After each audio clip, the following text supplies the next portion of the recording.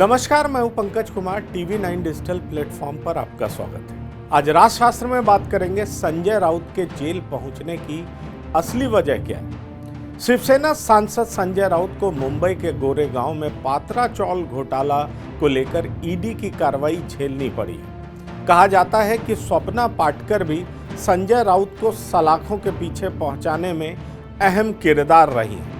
स्वप्ना पाटकर शिवसेना नेता संजय राउत के करीबी नेता सुजीत पाटकर की पत्नी है। स्वप्ना पाटकर पात्रा चौल भूमि मामले में गवाह है। स्वप्ना पाटकर का एक ऑडियो क्लिप वायरल हुआ है जिसमें संजय राउत को कथित तौर पर स्वप्ना पार्टनर को धमकी देते हुए सुना गया है। ऑडियो क्लिप जो वायरल हुआ है वह 70 सेकंड की है और इसमें गाली गलौज सुना जा सकता है। स्वप्ना पाटेकर ने धमकी वाला पत्र और ऑडियो क्लिप की जानकारी भी पुलिस को दे चुकी है। ईडी संजय राउत को कई बार पूछताछ के लिए सम्मन भेज चुकी थी और संजय राउत कई वजहों से ईडी के पास जाने से बचते रहे थे। ईडी द्वारा सम्मन भेजे जाने के बाद संजय राउत ने 7 अगस्त तक पूछताछ के लिए हाजिर होने में असमर्थता जताई।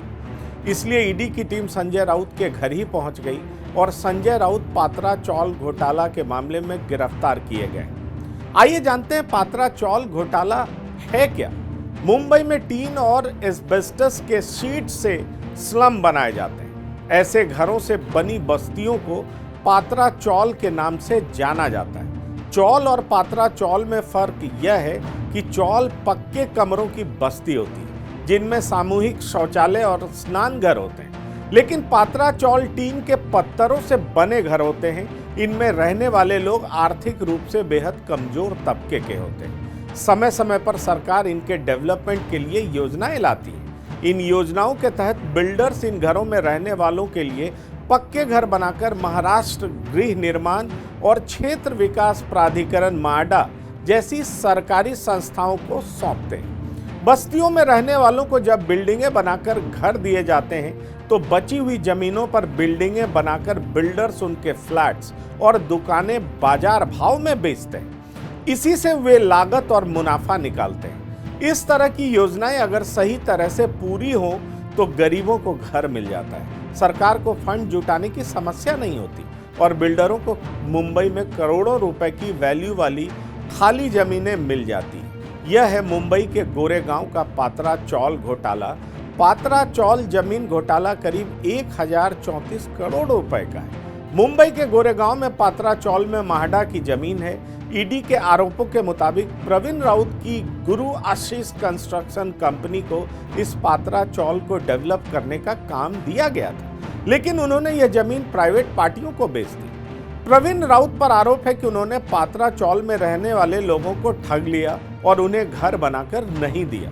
शर्तों के मुताबिक प्रवीण राउत की गुरु आशीष कंस्ट्रक्शन कंपनी को पात्रा चौल में 3000 फ्लैट्स का निर्माण करना था।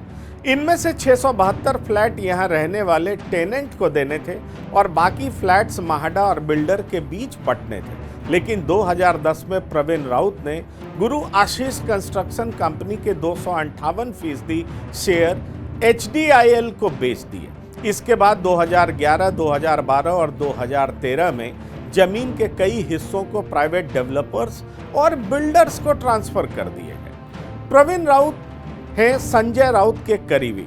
इस मामले में कार्रवाई करते हुए ईडी ने प्रवीण राउत को 2 फरवरी को अरेस्ट किया था। ईडी के सूत्रों के मुताबिक प्रवीण राउत संजय राउत के करीबी हैं। प्रवीण राउत ने अपनी कंपनी आशीष कंस्ट्रक्शन के माध्यम से पात्रा चौल की जमीन को डेवलप करने का माहडा के साथ करार किया था।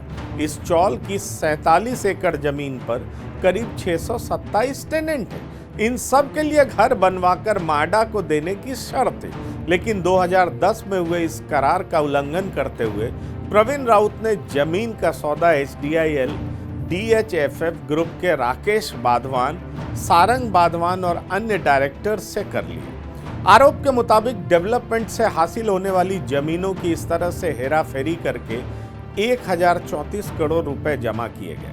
पात्रा चौल की 1 इंच की जमीन भी डेवलप नहीं की गई, जबकि इस नाम पर बैंक से 15 करोड़ का कर्ज भी लिया गया। संजय राउत का क्या है घोटाले से संबंध, आइए समझते हैं इसको। इस घोटाले से कमाया हुआ सारा पैसा प्रवीण राउत ने अपने दोस्तों और रिश्तेदारों में बांटे। इनमें से 83 लाख रुपए प्रवीण राउत की पत्नी माधुरी के खाते से संजय राउत की पत्नी वर्षा राउत के खाते में गए। ईडी के मुताबिक इसी रकम से संजय राउत ने मुंबई के दादर में फ्लैट खरीदा।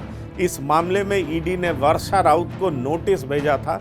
इसके बाद वर्षा राउत ने 55 लाख रुपए माधुरी के खाते में ट्रांसफर किए।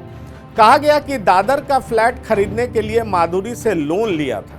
इसके बाद ईडी ने संजय राउत से संबंधित मुंबई से सटे पालघर की जमीन, दादर का फ्लैट जिसमें राउत रह रहे थे और अलीबाग के पास किहिम में जमीनों के 8 प्लॉट को सीज कर लिया। इन जमीनों की मिल्कियत भी प्रवीण राउत की है। दादर का फ्लैट वर्षा राउत के नाम पर है।